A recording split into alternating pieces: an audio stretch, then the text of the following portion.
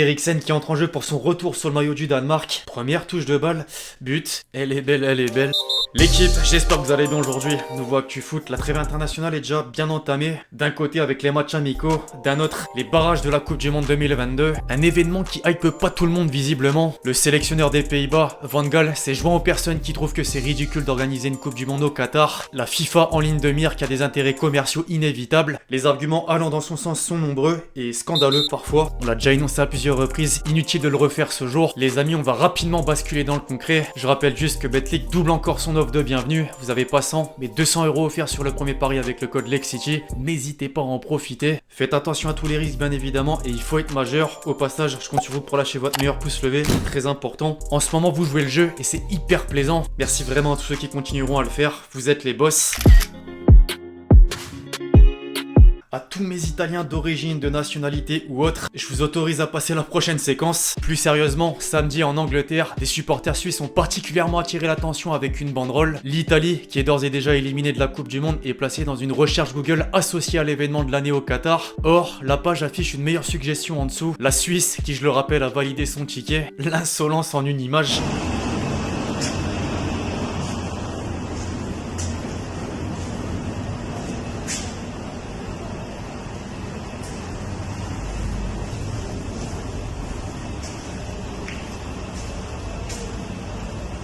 Sans s'arrêter sur cet extrait du vestiaire laissé dans un état désastreux par la sélection italienne après le nouveau séisme, footballistiquement parlant, intéressons-nous au terrain. Les Macédoniens ont simplement réussi à réaliser le hold-up parfait avec un but sur le fil. Les stats doivent être encore plus durs à voir pour le perdant, tant la domination est évidente. Le constat d'échec fait d'autant plus mal au vu de l'historique. La presse était forcément dépitée comme l'atteste Tuttosport. Pour la deuxième fois consécutive, la squadra Azzurra participera pas à un mondial. 2010 et 2014 n'étaient pas glorieux non plus, avec pour ces deux années une élimination en phase de groupe de la compétition. À l'exception du titre européen l'été dernier, depuis son sacre en 2006, l'Italie enchaîne les déceptions. En enfer, titrait le Corriere dello Sport. La malédiction est peut-être liée au coup de boule de Zidane sur Materazzi. Qui sait? Plus sérieusement, la Gazzetta dello Sport choisit à son tour la réaction du meilleur joueur de l'Euro, Donnarumma, afin d'illustrer le moment. Le scénario était tellement inattendu que même à l'étranger ça fait la une. Au pays, le journal L'Équipe affiche un cliché de Verratti perdu dans le désert. A noter que Marco avait 21 ans à son dernier match de Coupe du Monde. Il en aura 33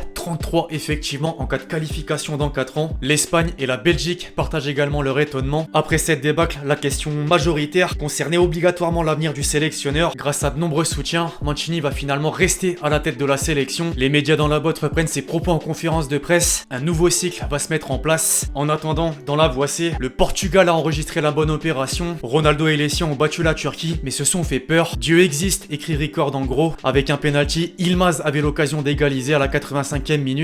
Le ballon est encore dans les airs. Force à mes Turcs et en particulier cette personne qui a pas su garder son sang-froid. Malheureusement, pas de voyage en novembre prochain. Les Portugais doivent encore faire face à l'adversaire surprise. Mention spéciale au passage à Otavio, auteur du but de l'ouverture du score. En parallèle, dans la voie A, Gareth Bale prenait la position de vedette. Le Pays de Galles s'est offert l'Autriche grâce à un doublé de l'habitué du banc de remplaçant à Madrid. Je l'ai placé. Tous les quotidiens anglais l'ont complimenté entre jeux de mots et termes forts, allant d'Incredible, incroyable, à épique jusqu'à classe mondiale, purement et simplement. Florentino Pérez doit peu apprécier le contraste de club à sélection, sachant son salaire. Pour la prochaine étape, les Gallois s'opposeront aux vainqueurs d'Écosse-Ukraine, tandis que dans la voie B, la Suède s'est imposée sur le plus petit des scores contre la République tchèque. L'étape finale se nomme la Pologne, qui avait pas eu besoin de jouer la Russie. Un duel Zlatan Lewandowski pour une seule place, c'est beau.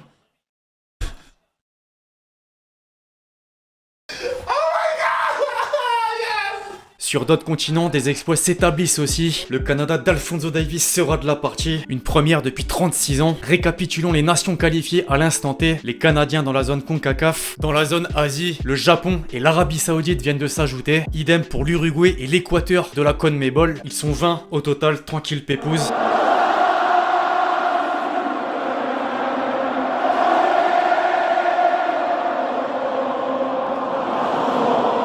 Le Vélodrome qui scande la Marseillaise vaut le détour. Au rayon des matchs amicaux, à présent, l'équipe de France a dû se donner face à la Côte d'Ivoire. D'abord menée au score, les Bleus ont dû compter sur Giroud, puis Tchouaméni en fin de rencontre pour prendre l'avantage et gagner. Le milieu monégasque a inscrit son tout premier but en bleu. De cette manière et devant 60 000 personnes, elle est belle. L'Angleterre de son côté recevait la Suisse. Les trois lions ont vécu un scénario à l'identique pour une issue victorieuse. Harry Kane a doublé la mise et s'est permis d'égaler Bobby Charlton dans le classement des meilleurs buteurs de la sélection anglaise avec 49 réalisations. Coup coup de chapeau, franchement. En Amérique du Sud, je voulais qu'on s'attarde sur l'Argentine pour deux raisons. L'Albiceleste a bouclé un 1, 2 et 3-0 contre le Venezuela, synonyme de 30e match consécutif sans défaite depuis 2019. Une série qui se poursuit avec deux Parisiens qui brillent. Si Messi a fait parler pour sa prestation, l'interview d'après-match encore plus. La Pulga a déclaré devoir faire le point sur beaucoup de choses après le mondial. Alors qu'est-ce que ça veut dire explicitement? Dites-moi en commentaire.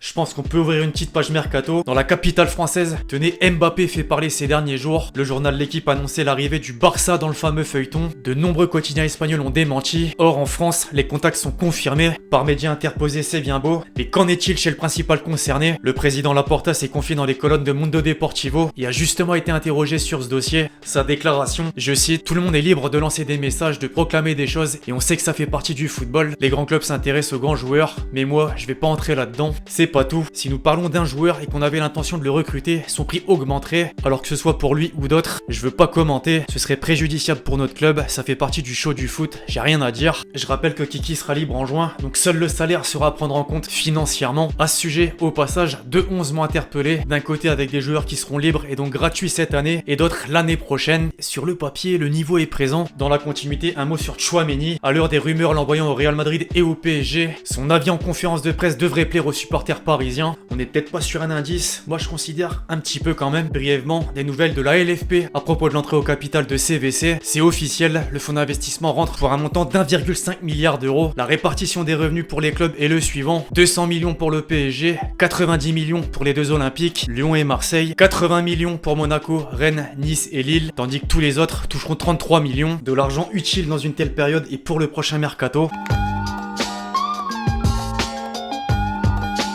La fameuse question que vous m'avez posée dans les commentaires du dernier ActuFoot. Selon toi, qui sera champion dans les 5 grands championnats? Je vais la faire courte. Le PSG, le Bayern, le Real, l'AC Milan et Liverpool. Liverpool, effectivement. Second poteau, Pavard.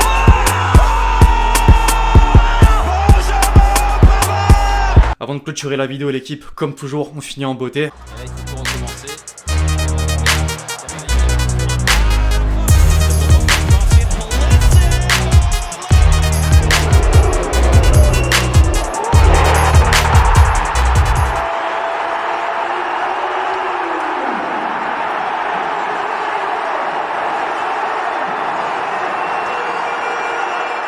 Bref, l'équipe, j'espère vraiment que cette vidéo vous a plu. Je compte bien évidemment sur vous si c'est le cas pour lâcher votre meilleur pouce levé. Pensez à lâcher votre question et votre commentaire pour le prochain épisode. Puis d'ici là, on se retrouve très vite sur la chaîne pour de nouvelles vidéos. C'était Alexis. Ciao, ciao.